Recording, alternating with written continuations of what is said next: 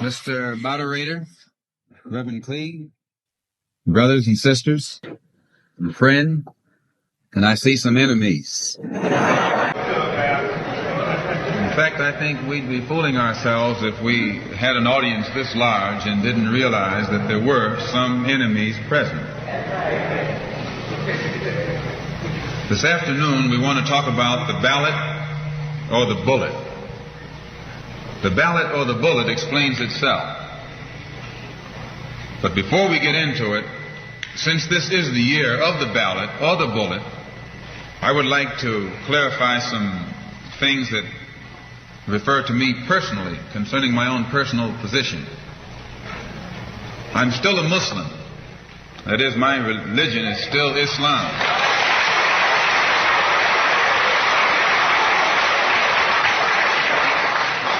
My religion is still Islam. I still credit Mr. Muhammad for what I know and what I am. He's the one who opened my eyes. And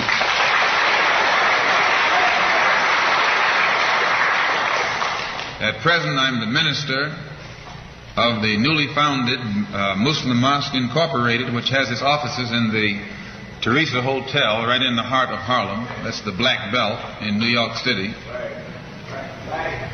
And when we realize that Adam Clayton Powell is a Christian minister, he has the Abyssinia Baptist Church, but at the same time he's more famous for his political struggling.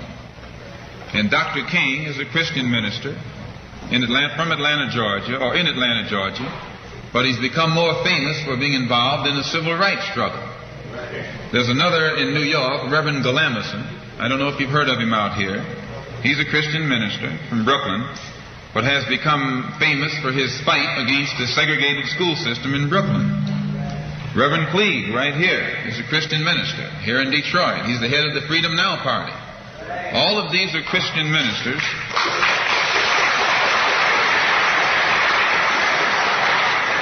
All of these are Christian ministers, but they don't come to us as Christian ministers. They come to us as fighters in some other category. I'm a Muslim minister.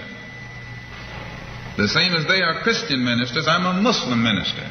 And I don't believe in fighting today in any one front, but on all fronts.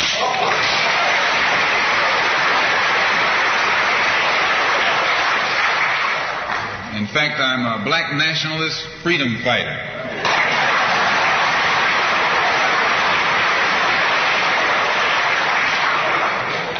Islam is my religion, but I believe my religion is my personal business.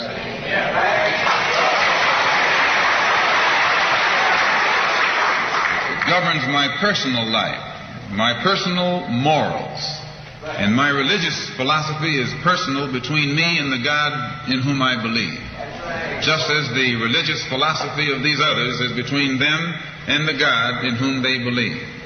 And this is best this way. Were we to come out here discussing religion, we'd have too many differences from the outstart, and we could never get together. So today, though Islam is my religious philosophy, my political, economic, and social philosophy is black nationalism. You and I...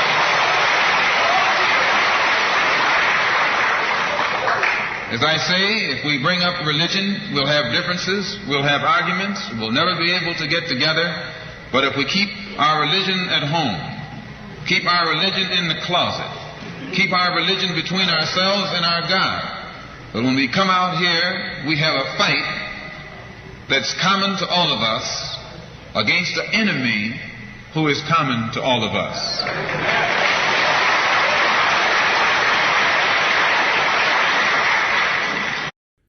The political philosophy of black nationalism only means that the black man should control the politics and the politicians in his own community.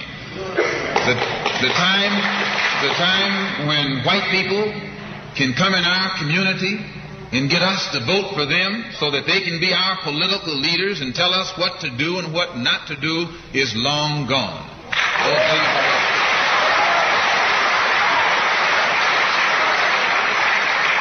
By the same token, the time when that same white man, knowing that your eyes are too far open, can send another Negro into the community, get you and me to support him so he can use him to lead us astray, those days are long gone.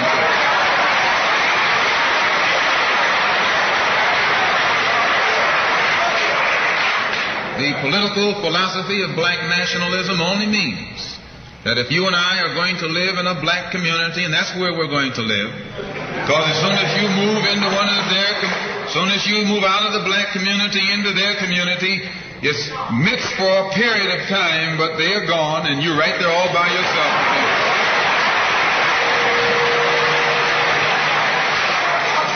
We must understand the politics of our community, and we must know what politics is supposed to produce.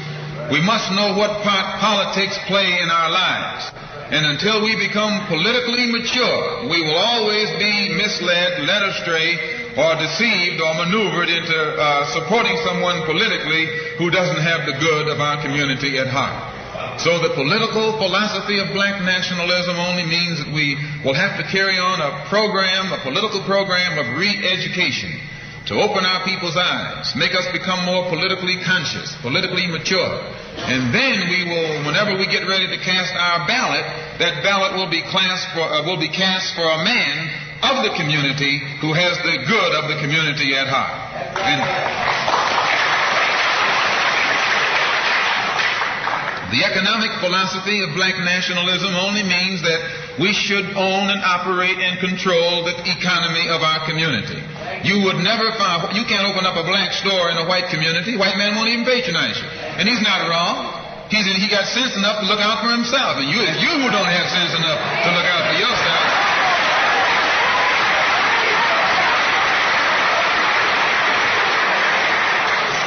The white man is too intelligent to let someone else come and gain control of the economy of his community.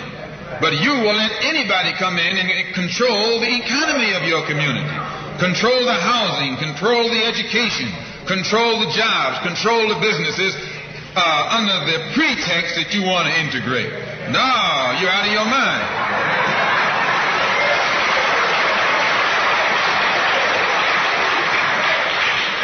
The economic philosophy of black nationalism only means that we have to become involved in a program of re-education to educate our people into the importance of knowing that when you spend your dollar out of the community in which you live, the community in which you spend your money becomes richer and richer. The community out of which you take your money becomes poorer and poorer.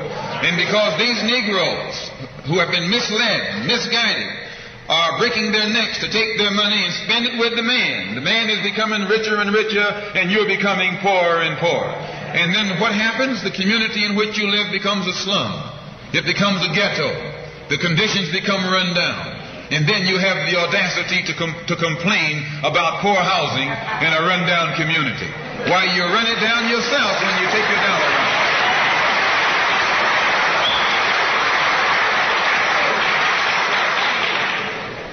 And you and I are in a double trap, because not only do we lose by taking our money someplace else and spending it, when we try and spend it in our own community, we're trapped because we haven't had sense enough to set up stores and control the businesses of our community. The man who's controlling the stores in our community is a man who doesn't look like we do. He's a man who doesn't even live in the community. So you and I, even when we try and spend our money in the block where we live or the area where we live, we're spending it with a man who, when the sun goes down, takes that basket full of money in another part of the town.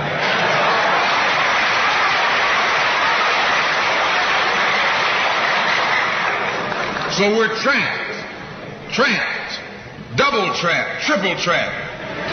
Anywhere we go, we find that we're trapped. And every kind of solution that someone comes up with is just another trap. But the political and economic philosophy of black nationalism, the economic philosophy of black nationalism shows our people the importance of setting up these little stores and developing them and expanding them into larger operations. Woolworth didn't start out big like they are today. They started out with a dime store. and expanded and expanded and expanded until today they're all over the country and all over the world, and they're getting some of everybody's money. Now this, what you and I in General Motors, the same way, didn't start out like it is. It started out just a little rat race type operation. And it expanded and expanded until today it's where it is right now. And you and I have to make a start. And the best place to start is right in the community where we live.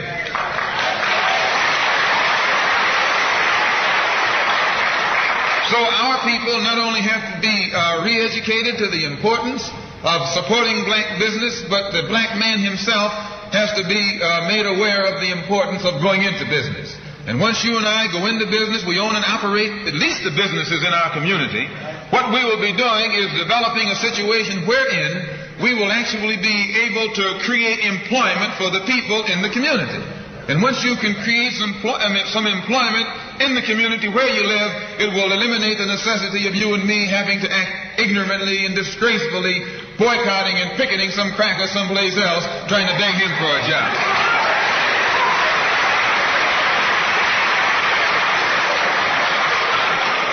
Anytime you have to rely upon your enemy for a job, you're in bad shape. And he is your enemy. Anytime, you wouldn't be in this country if some enemy hadn't kidnapped you and brought you here.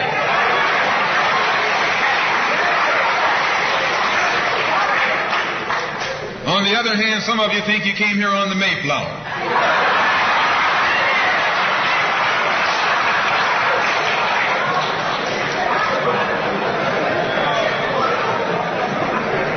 So as you can see, brothers and sisters, today, this afternoon, it's not our intention to discuss religion. We're going to forget religion. If we bring up religion, we'll be in an argument. And the best way to keep away from arguments and differences, as I said earlier, put your religion at home, in the closet. Keep it between you and your God. Because if it hasn't done anything more for you than it has, you need to forget it anyway.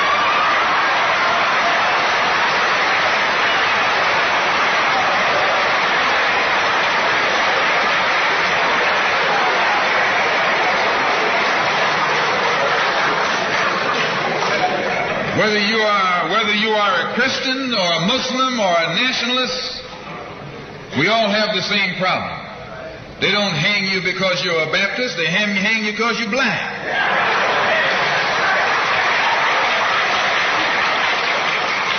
They don't attack me because I'm a Muslim, they attack me because I'm black. They attack all of us for the same reason. All of us catch hell from the same enemy.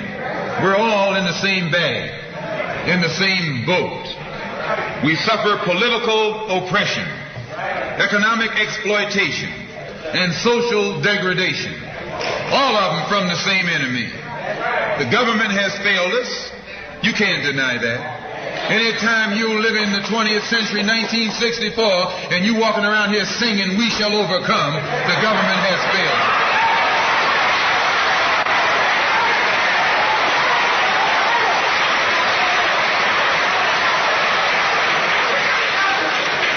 This is part of what's wrong with you. You do too much singing.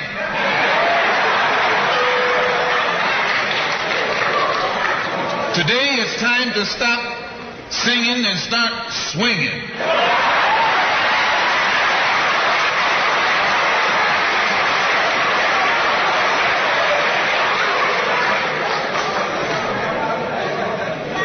You can't sing up on freedom, but you can swing up on some freedom.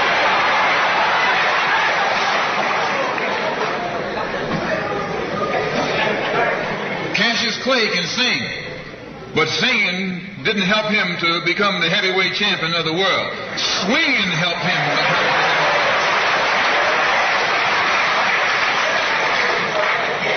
So this government has failed us. The government itself has failed us. And the white liberals who have been posing as our friends have failed us. And once we see that all these other sources to which we've turned have failed, we stop turning to them and turn to ourselves. We need a self-help program, a do-it-yourself philosophy, a do-it-right-now philosophy. It's already already too late philosophy. This is what you and I need to get with. And the only way we're going to solve our problem is with a self-help program. Before we can get a self-help program started, we have to have a self-help philosophy. Black nationalism is a self-help philosophy. What's so good about it, you can stay right in the church where you are and still take black nationalism as your philosophy. You can stay in any kind of civic organization that you belong to and still take black nationalism as your philosophy.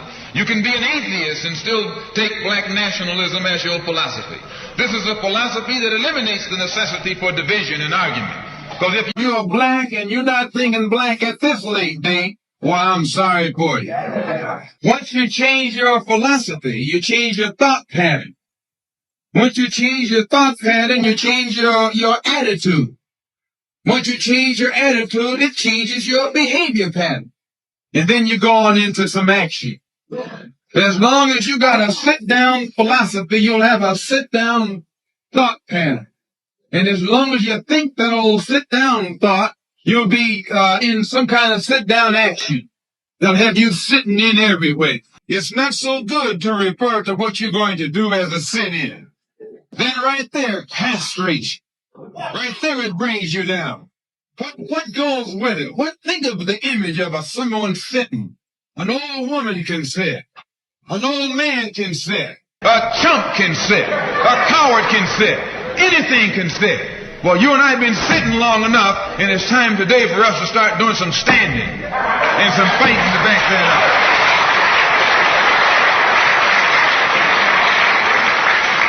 When we look at other parts of this earth upon which we live, we find that black, brown, red, and yellow people in Africa and Asia are getting their independence. They're not getting it by singing, "We shall overcome." No, they're getting it through nationalism. It is nationalism that brought about the independence of the people in Asia. Every nation in Asia gained its independence through the philosophy of nationalism. Every nation on the African continent that has gotten its independence brought it about through the philosophy of nationalism. And it will take black nationalism that to bring about the freedom of 22 million Afro-Americans here in this country where we have suffered colonialism for the past 400 years.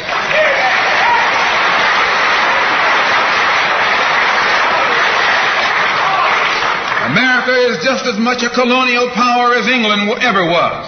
America is just as much a colonial power as France ever was. In fact, America is more so a colonial power than they, because she's a hypocritical colonial power behind it.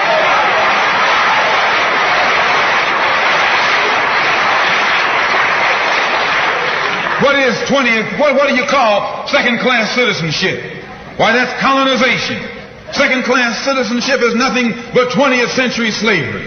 How are you going to tell me you're a second-class citizen? They don't have second-class citizenship in any other government on this earth. They just have slaves and people who are free.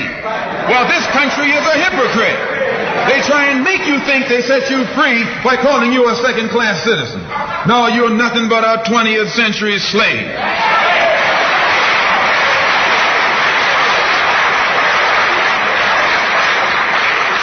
Just as it took nationalism to remove colonialism from Asia and Africa, it'll take black nationalism today to remove colonialism from the backs and the minds of 22 million Afro-Americans here in this country. And 1964 looks like it might be the year of the ballot or the bullet.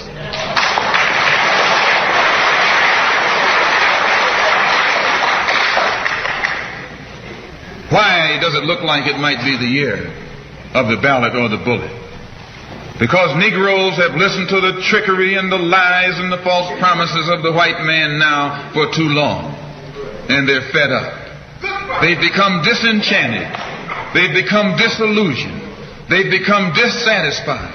And all of this has built up frustrations in the black community that makes the black community throughout America today more explosive than all of the atomic bombs the Russians can ever invent.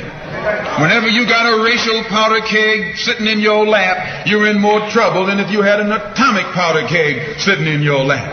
When a racial powder keg goes off, it doesn't care who it knocks out the way. Understand this, it's dangerous. And in 1964, this seems to be the year. Because what can the white man use now to fool us? After he put down that march on Washington, and you see all through that now, he tricked you, had you marching down to Washington. Yes, had you marching back and forth between the feet of a dead man named Lincoln and another dead man named George Washington, singing "We Shall Overcome."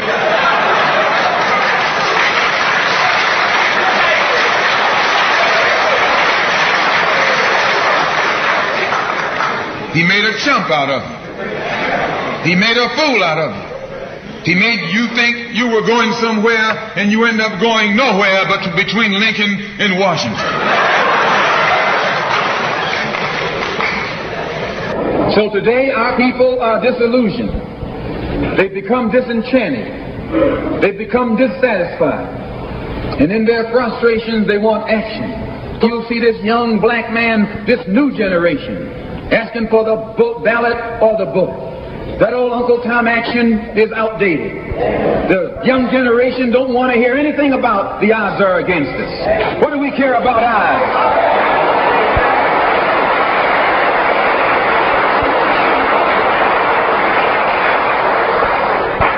When this country here was first being founded, there were 13 colonies.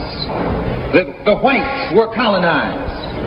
They were fed up with this taxation without representation. So some of them stood up and said, liberty or death. Though I went to a white school over here in Mason, Michigan. The white man made the mistake of letting me read his history books. He made the mistake of teaching me that Patrick Henry was a patriot and George Washington wasn't nothing nonviolent about old Pat or George Washington. Liberty or death was what brought about the freedom of whites in this country from the English.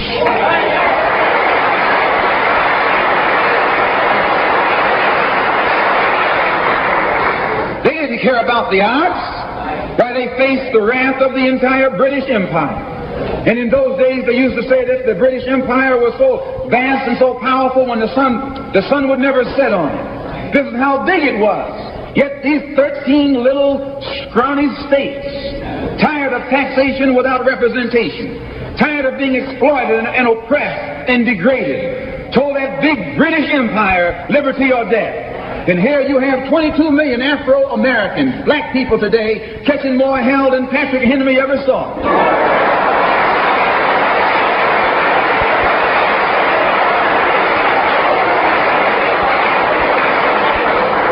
And I'm here to tell you, in case you don't know it, that you got a new generation of black people in this country who don't care anything whatsoever about odds. They don't want to hear you old Uncle Tom handkerchief heads talking about the odds. No.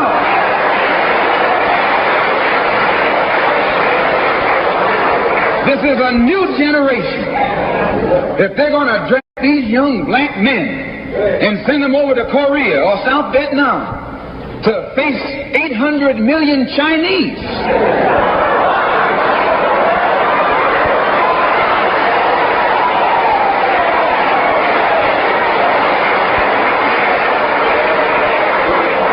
If you're not afraid of those odds, you shouldn't be afraid of these odds.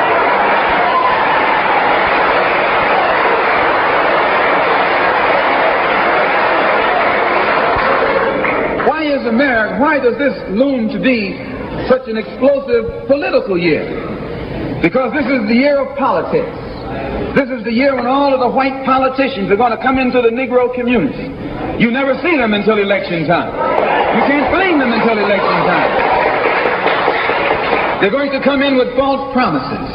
And as they make these false promises, they're going to feed our frustrations. And this will only serve to make matters worse. I'm no politician. I'm not even a student of politics. I'm not a Republican, nor a Democrat, nor an American, and got sense enough to know it.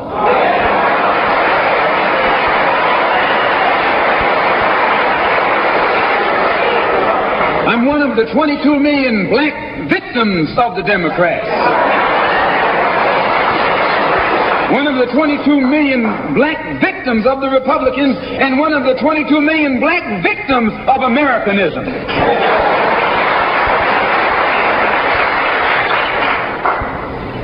And when I speak, I don't speak as a Democrat or a Republican. I speak as a victim of America's so-called democracy. You and I have never seen democracy. All we've seen is hypocrisy.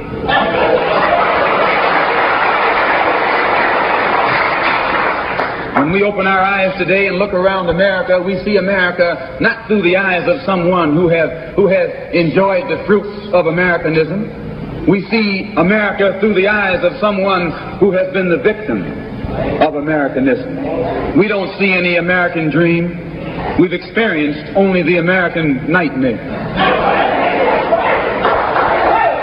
We haven't benefited from America's democracy. We've only suffered from America's hypocrisy. And the generation that's coming up now can see it and are not afraid to say it. If you go to jail, so what? If you're black, you were born in jail.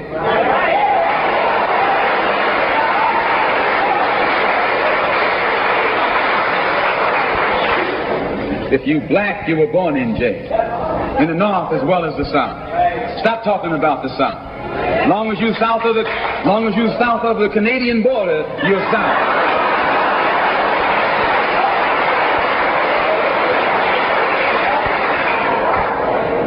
Don't call Governor Wallace a Dixie governor. Romney is a Dixie governor.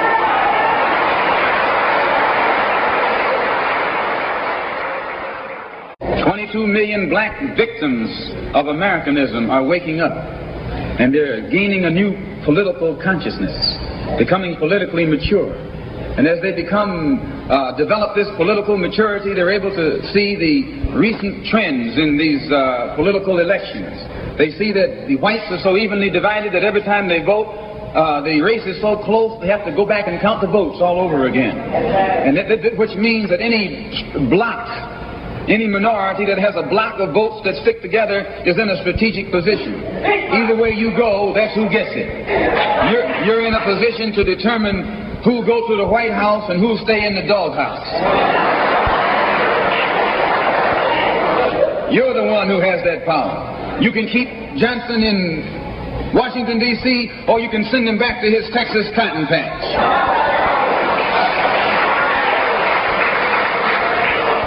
You're the one who sent Kennedy to Washington. You're the one who put the present Democratic administration in Washington, D.C. The whites were evenly divided. It was the fact that you threw 80% of your votes behind the Democrats that put the Democrats in the White House. When you see this, you can see that the Negro vote is the key factor. And despite the fact that you are in a position to be the determining factor, what do you get out of it? The Democrats have been in Washington, D.C. only because of the Negro vote. They've been down there 4 years. And all other legislation they wanted to bring up, they brought it up and gotten it out of the way, and now they bring up you. And now they bring up you. You put them first and they put you last. Because you're a chump.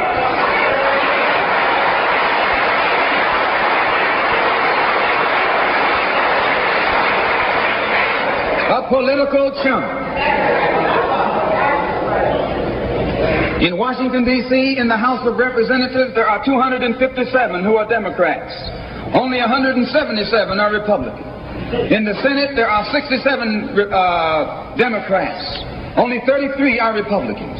The party that you bash controls 2/3 of the House of Representatives in the Senate, and still they can't keep their promise to you because you're a chump.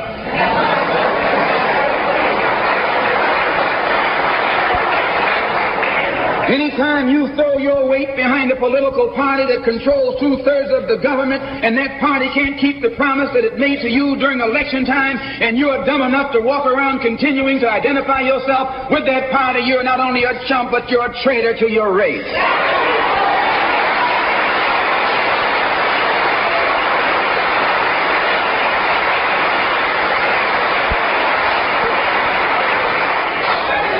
And what kind of alibi do they come up with?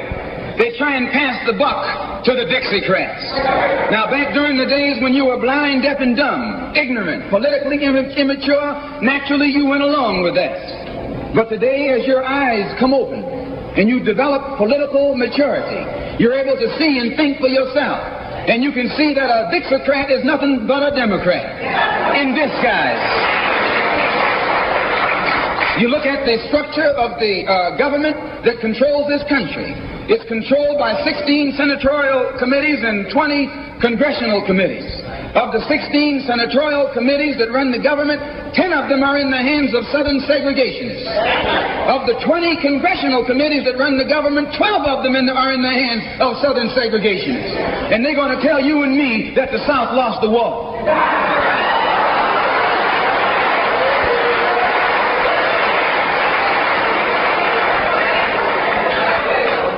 Today are in the hands of a government of segregationists, racists, white supremacists, who belong to the Democratic Party but disguise themselves as Dixiecrats. A Dixiecrat is nothing but a Democrat. Whoever runs the Democrats is also the father of the Dixiecrats, and the father of all of them is sitting in the White House.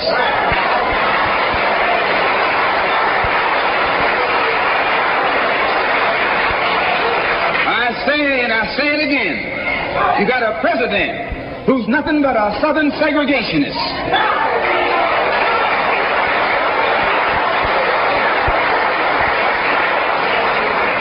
From the state of Texas. They'll lynch you in Texas as quick as they'll lynch you in Mississippi. Only in Texas, they lynch you with a Texas accent. In Mississippi, they lynch you with a Mississippi accent. And the first thing the cracker does when he comes in power, he takes all the Negro leaders and invites them for coffee to show that he's all right. And those Uncle Toms can't pass up the coffee.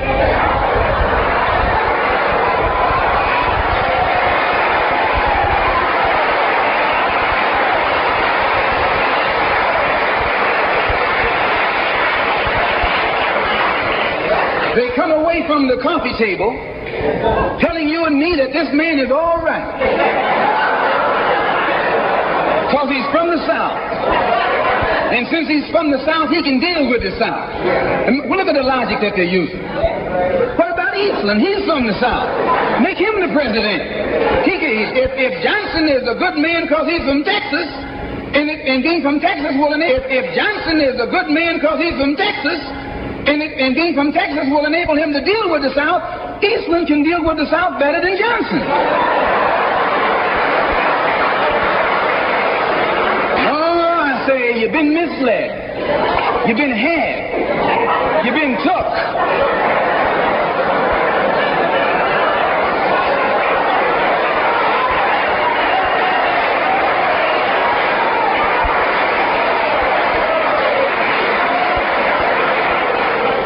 In Washington a couple of weeks ago while the senators were filibustering, and I noticed in the back of the Senate a huge map, and on this map it showed the distribution of Negroes in America. And surprisingly, the same senators that were involved in the filibuster were from the states where there were the most Negroes.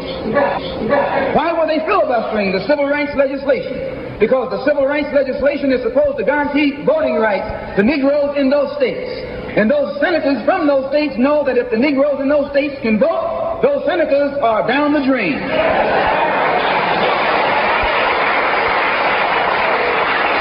The representatives of those states go down the drain. And in the Constitution of this country, it has a stipulation wherein whenever the voting rights of people in a certain district are violated, then the representative who's from that particular district, according to the Constitution, is supposed to be expelled from the Congress. Now, if this particular aspect of the Constitution was enforced, why, you wouldn't have a cracker in Washington, D.C.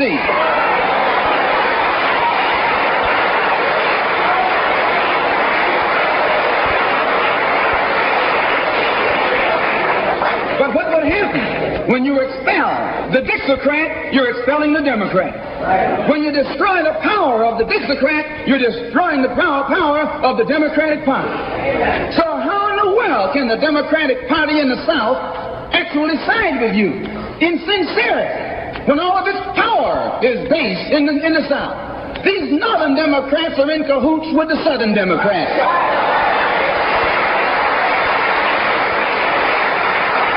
They're playing a giant con game, a political con game. You know how it goes. One of them comes to you and make believe he's for you. And he's in cahoots with the other one that's not for you. Why? Because neither one of them is for you. But they got to make you go with one of them or the other. So this is a con game. And this is what they've been doing with you and me all these years. First thing Johnson got off the plane, when he became president, he asked, "Where's Dickie?" You know who Dickie is? Dickie is old Southern cracker Richard Russell. Look here. Yes.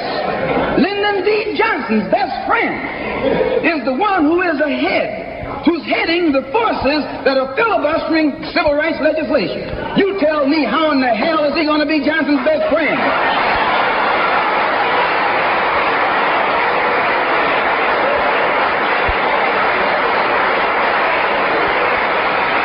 How can Johnson be his friend and your friend too? No, that man is too tricky. Especially if his friend is still old Dickie.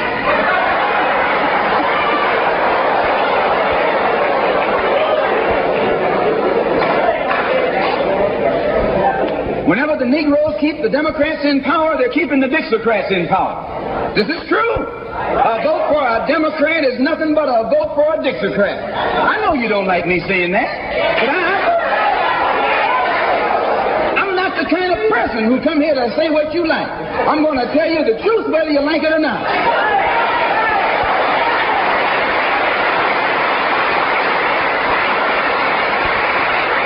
Up here in the North, you have the same thing.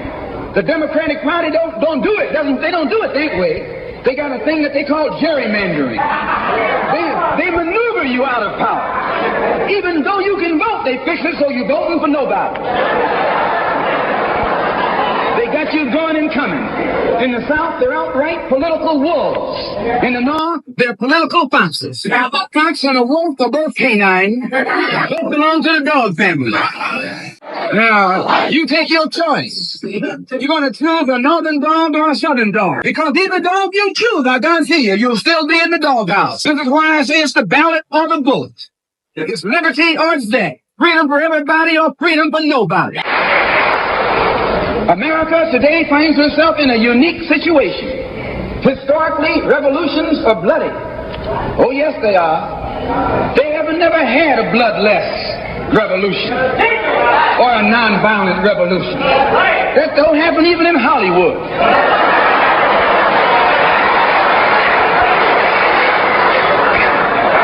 You don't have a revolution in which you love your enemy. And you don't have a revolution in which you are begging the system of exploitation to integrate you into it. Revolutions overturn systems. Revolutions destroy systems. A revolution is bloody. But America is in a unique position. She's the only country in history in a position actually to become involved in a bloodless revolution. The Russian Revolution was bloody. Chinese Revolution was bloody. French Revolution was bloody. Cuban Revolution was bloody. And there was nothing more bloody than the American Revolution. But today, this country can become involved in a revolution that won't take bloodshed. All she's got to do is give the black man in this country everything he's doing. Everything.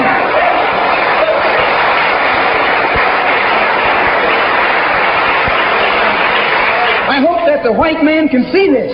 Because if you don't see it, you're finished. If you don't see it, you're going to become involved in some action in which you don't have a chance. And we don't care anything about your atomic bomb. It's useless. Because other countries have atomic bombs. When 2 or 3 different countries have atomic bombs, nobody can use it. So it means that the white man today is without a weapon. If you want some action, you got to come on down to earth. And there's more black people on earth than there are white people on earth.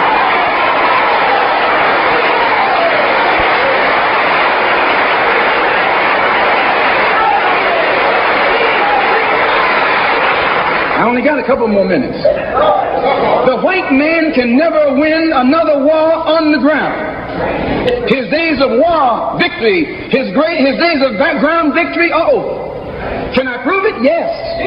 Take all the action that's going on this earth right now that he's involved in. Tell me where he's winning. Nowhere. Why, some rice eaters ran him out of Korea. Yes, they ran him out of Korea.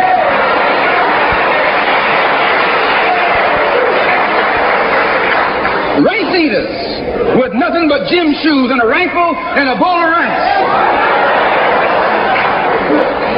Took him and his tanks and his napalm and all that other action he's supposed to have and ran him across the Yalu. Why? Because the day that he can win on the ground is past.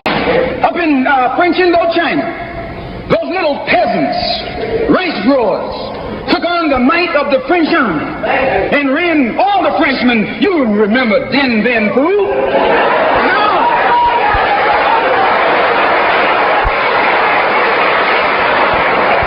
The same thing happened in Algeria, in Africa. They didn't have anything but a rifle. The French had all these highly mechanized instruments of warfare. But they put some guerrilla action on. And a white man can't fight a guerrilla warfare. Guerrilla action takes heart, takes nerve, and he doesn't have that.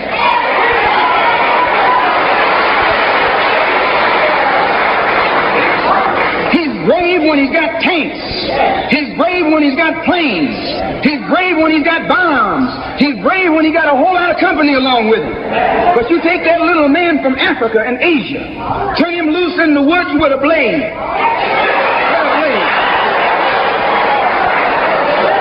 That's all he needs. All he needs is a blade. And when the sun comes down, goes down, and it's dark, it's even Steven.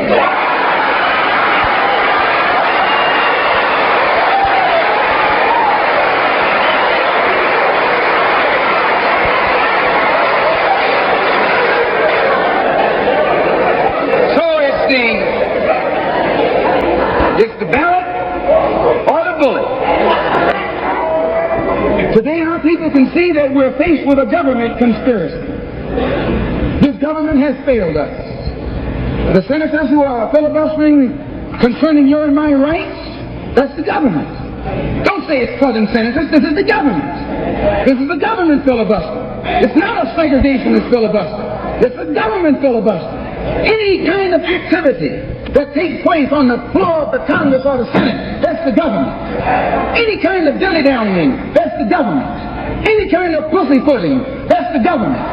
Any kind of act that's designed to delay or deprive you and me right now of getting full rights, that's the government, that's responsible.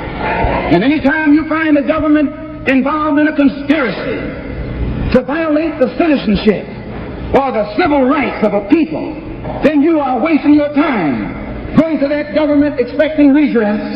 Instead, you have to take that government to the world court and accuse it of genocide and all of the other crimes that it is guilty of today.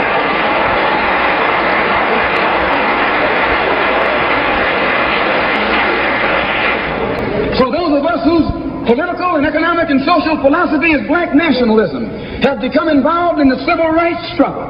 We have injected ourselves into the civil rights struggle, and we intend to expand it from the level of civil rights to the level of human rights. As long as you fight it on the level of civil rights, you're under Uncle Sam's jurisdiction. You're going to his court expecting him to correct the problem. He created the problem. He's the criminal. You don't take your case to the criminal, you take your criminal to court.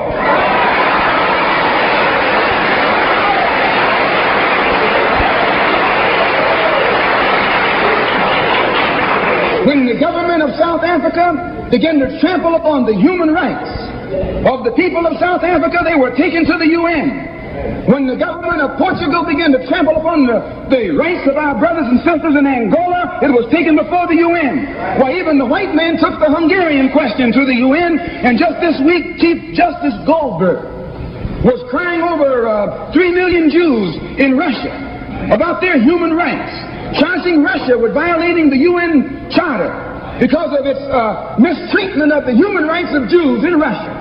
Now you tell me, how can the plight of everybody on this earth reach the halls of the United Nations and you have 22 million Afro-Americans whose churches are being bombed? girls are being murdered, whose leaders are being shot down in broad daylight. Now you tell me why the leaders of this struggle have never taken it before the United Nations.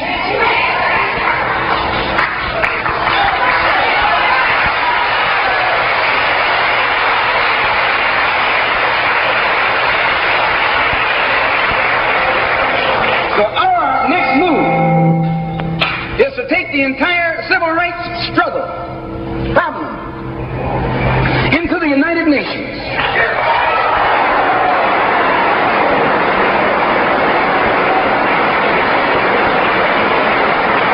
And let the world see that Uncle Sam is guilty of violating the human rights of 22 million Afro-Americans, and still has the audacity or the nerve to stand up and represent himself as the leader of the free world.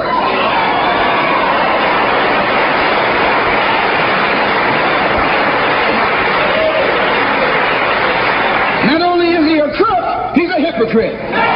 Here he is standing up in front of other people, Uncle Sam, with the blood of your and my mothers and fathers on his hands, with the blood dripping down his jaws like a bloody-jawed wolf,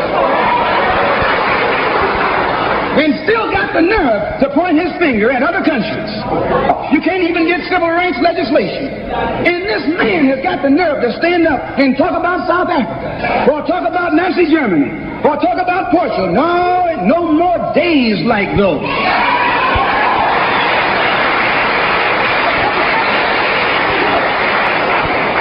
So I say in my conclusion, the only way we're going to solve it, we got to unite in unity and harmony.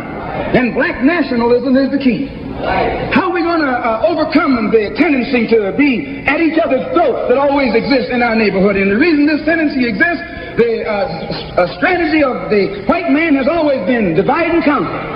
He keeps us divided in order to conquer us. He tells you, I'm for separation and you for integration, and keep us fighting with each other. No, I'm not for separation and you're not for integration. What you and I are for is freedom.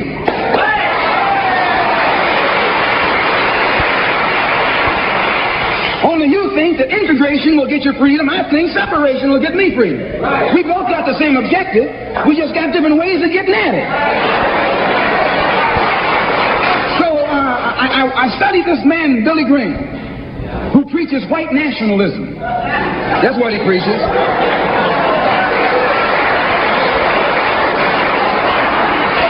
I say that's what he preaches. The whole church structure in this country is white nationalism. You go inside a white church, that's what they're preaching, white nationalism. They got Jesus white, Mary white, God white, everybody white. That's white nationalism.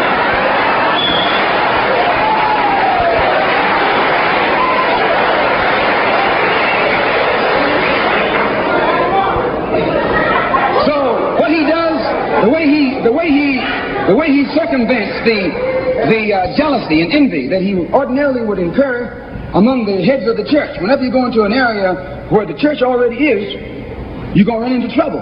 Because they got that thing, what you call it, syndicated. So they got a syndicate, just like the racketeers have. I'm going to say what's on my mind, because the preachers already proved to you that they got a syndicate.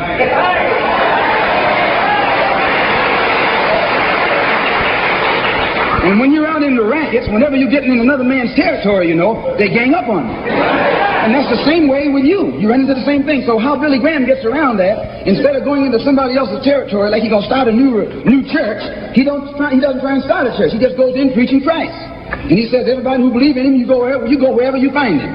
So this helps all the churches, and so since it helps all the churches, they don't fight him.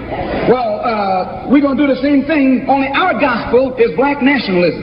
His gospel is white nationalism, our gospel is black nationalism. And the gospel of black nationalism, as I told you, means you should control the politics of your community, the economy of your community, and all of the society in which you live should be under your control. And once you feel that this philosophy will solve your problem, go join any church where that's preached. Don't join a church where white nationalism is preached. Now you can go to a Negro church and be exposed to white nationalism. But when you walk in a Negro church and a white Mary and some white angels, that Negro church is preaching white nationalism.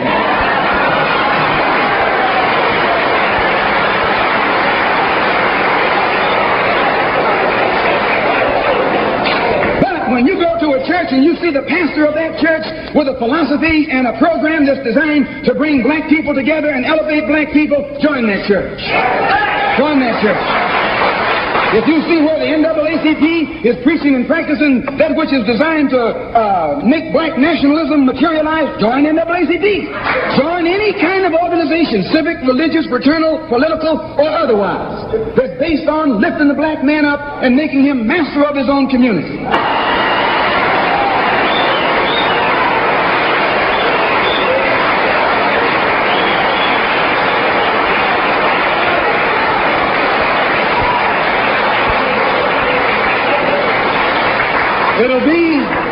It'll be the ballot, or it'll be the book. It'll be liberty, or it'll be death. And if you're not ready to pay that price, don't use the word freedom in your vocabulary. One more thing. I was on a program in Illinois recently with Senator Paul Douglas, a so-called liberal, so-called Democrat, so-called white man. At which time he told me that our African brothers were not interested in us in Africa. He says the Africans aren't interested in the American Negro. I knew he was lying. But during the next 2 or 3 weeks, it's my intention and plan to make a tour of our African homeland. And I hope that when I come back, I'll be able to come back and let you know how our African brothers and sisters feel toward us.